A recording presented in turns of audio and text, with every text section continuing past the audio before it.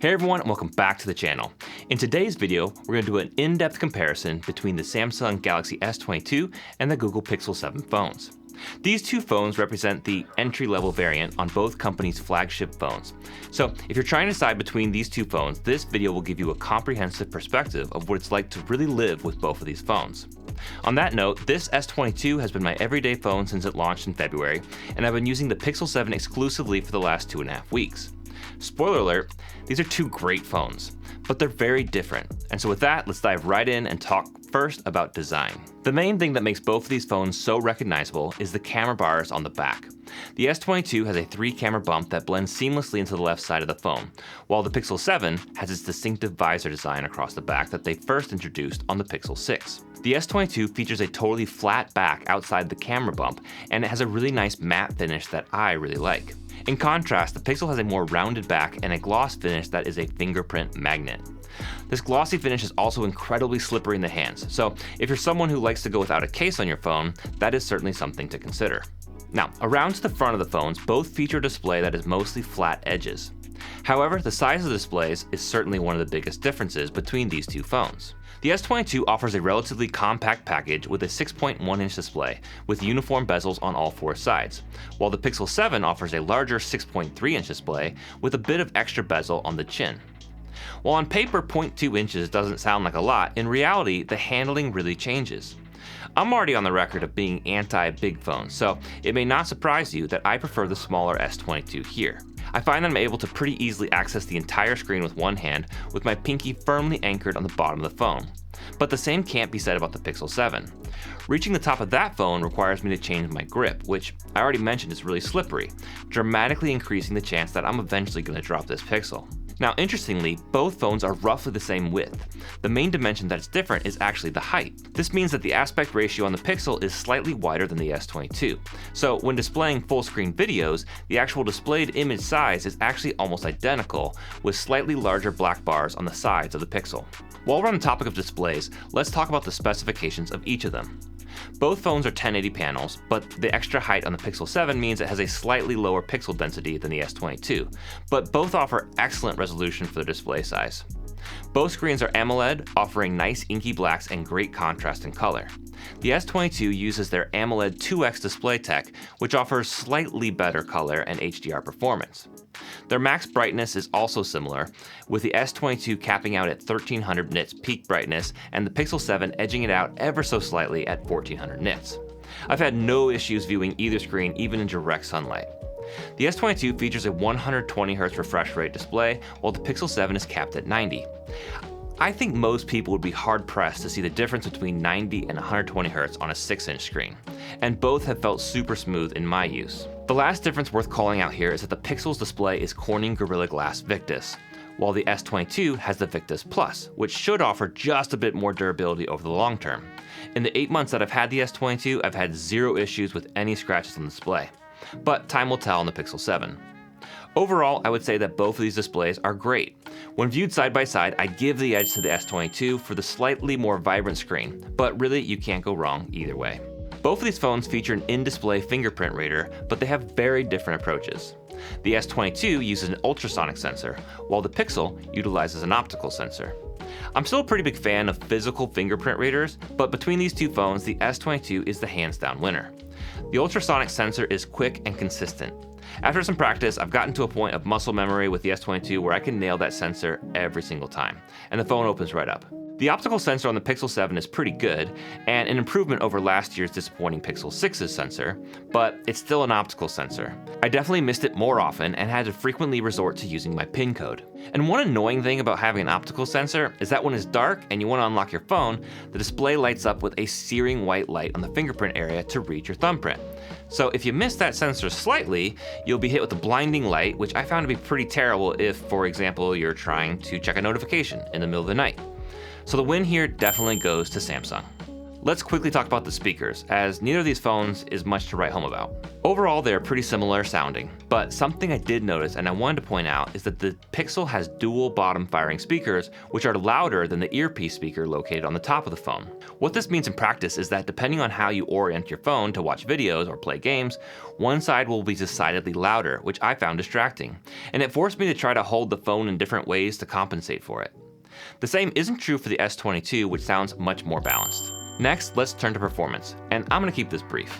The S22 comes packed with the Snapdragon 8 Gen 1 here in the United States and the Exynos 2200 overseas. I've got the Snapdragon version here, and while Samsung caught a lot of flack on the initial release of this phone by intentionally throttling the chipset to avoid overheating issues, on a day-to-day basis, the phone is quite snappy and I've had no performance issues.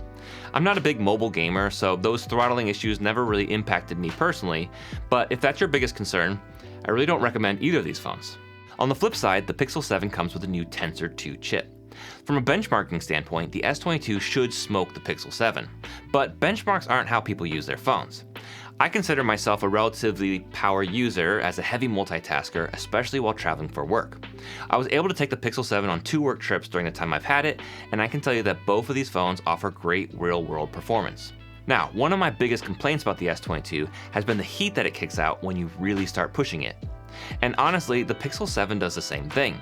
I had high hopes that the Tensor chipset would be more efficient, and I think it is, but even with the larger body size, it still heats up when under strain. That said, even under heavy use, I haven't yet experienced any hiccups with the performance in either phone, so I would call this category a tie. I'll be doing a full camera comparison with a ton of samples coming up, but first I want to talk about software. The calling card of the Pixel phones forever has been that you get stock Android without any bloatware or skins on top that may take away from your user experience. Samsung, in contrast, loads all their Android devices with One UI. They just started pushing out One UI 5, which runs on Android 13 this week, although I haven't received that update yet, so I'm still on Android 12. The Pixel 7, by contrast, was launched with Android 13. Whether you prefer stock Android or One UI, both phones offer a fantastic software experience. While I really thought I preferred stock Android, I've come to really appreciate One UI and some of the nice small touches they have put over Android, such as the smaller quick settings icons in the notification shade. Overall, One UI just feels a bit more put together, more cohesive. And as strange as it sounds, I think it makes sense. Because Samsung doesn't have to worry about producing the base Android product, they can spend all their energy enhancing the stock software to provide small tweaks that offer a smoother user experience. One UI has really come a long way, and Samsung has learned well where they can push and pull without deterring from the core Android functionality. Hopefully One UI 5 continues that tradition. The last thing I'll say about One UI is that if you happen to have other products within the Samsung ecosystem, One UI makes syncing and managing those devices significantly easier. I've got the Galaxy Watch 4 here and a set of Galaxy Buds, and both of the devices work much better with the Samsung phone over the Google. Again, this makes sense, but it's just something to note if you already have some other Samsung devices and are considering a Pixel. I specifically had some pretty major hangups during the initial setup of my watch with the Pixel, frequently getting this message to disconnect and reset the watch and start over on the setup process, before finally just randomly everything worked one time. But Pixel phones also get a handful of exclusive software features that you can't get on the S22, and they're honestly all pretty great, specifically the ones that take advantage of the greater AI capabilities of that Tensor chip. Those features include a slew of phone optimizations, such as call screening, which kind of works like an old school answering machine, Hold for Me, where the phone will stay on hold for you until a live person picks up, and Direct My Call, which displays the phone tree options for you on the phone before the options are even read to you audibly, which saves a ton of time. Outside these great little phone call features, the other Pixel 7 exclusives include a lot of camera bonuses that we'll cover here in a bit, as well as some of the standout live transcription and live translation functionality that is addictively good, even if I don't really have a use for it in my usual day-to-day. All these little exclusives are definitely nice to have and provide a little quality of life boost, but whether or not they're must-haves really depends on how much you'd be taking advantage of them on a daily basis. A slightly weird thing that I noticed when I first started using the Pixel 7 is that there are some weird text scaling issues as you go through different apps. For example, the settings menu is one size of text that looks good, but open up Gmail and the text looks too small. I noticed this in a few other apps as well. Changing the scalings in the settings fixes the Gmail app, but now other places look too big. It's not a problem I've ever had with the S22, which again just makes their software experience feel a little more complete. This is clearly something that can be fixed in future software updates, so hopefully Google will address it. In terms of future updates, the S22 comes with 4 years of Android updates and 5 years of security updates, while the Pixel 7 will have 3 years of Android updates and the same 5 years of security updates. It's disappointing that Google didn't match Samsung's 4-year backing on the software side, but in reality, due to when these phones were released, they'll both be supported up through Android 16. So in the end, the difference is actually pretty negligible. Overall, I think the Pixel slightly edges out the S22 in terms of software, but it's close due to Samsung's excellent One UI. Before we get into the camera comparison, let's quickly talk battery life. The S22 has a 3700 mAh battery, which is paltry here in 2022. It's my biggest gripe with this phone, as I cannot get through a day of even below average use on a single charge. I take my phone off the charger around 6 a.m., and by 6 or 7 p.m., I'm hovering around 15% battery life, and the phone will die by 9. For me, that's really unacceptable. The Pixel 7 sports a much larger 4355 mAh battery, and it definitely offers improved battery life over the S22. Through the same usage, I'm typically around 40% at that 6 p.m. mark, and I end most days around 10 or 11 with 15 to 20% battery life remaining. While it's not going to win any battery awards, that's sufficient enough for my needs to get through the day without having to get on a charger. Both phones charge quickly and support both wireless and reverse wireless charging, which is great, but the win here clearly goes to the Pixel. Alright, it's time. Let's talk about cameras.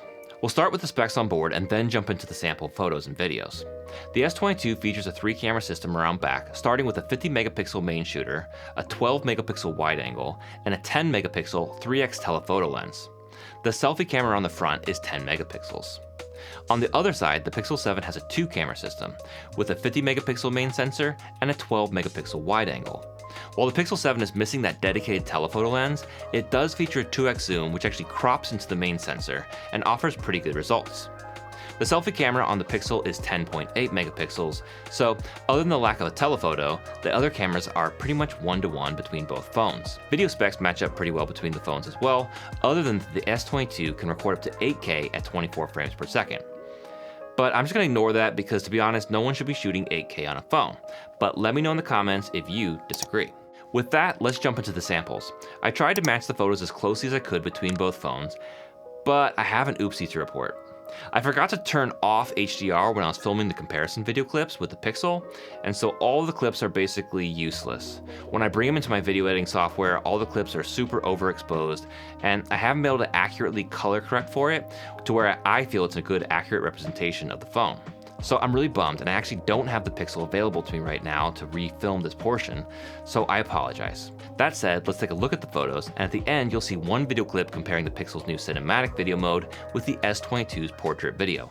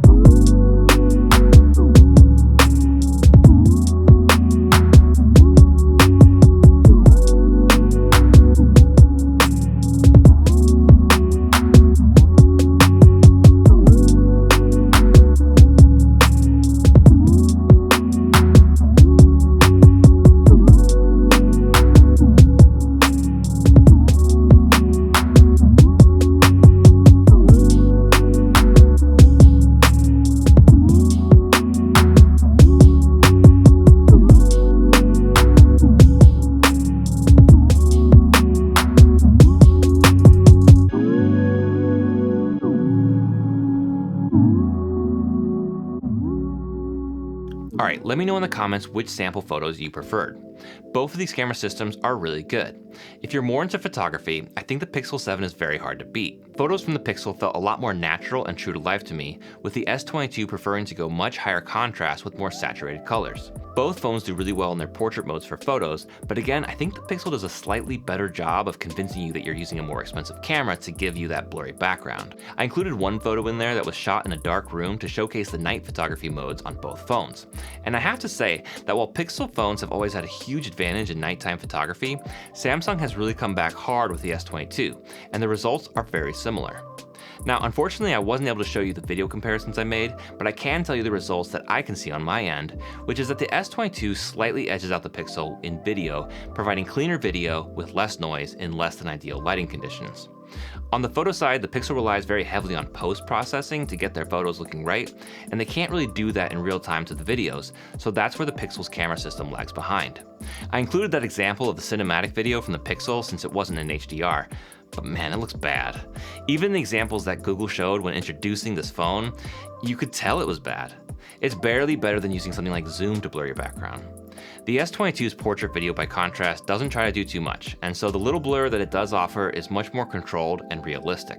But back on the photography side, I really like the little things that Pixel is doing with their hardware and software combination, with features like face unblur.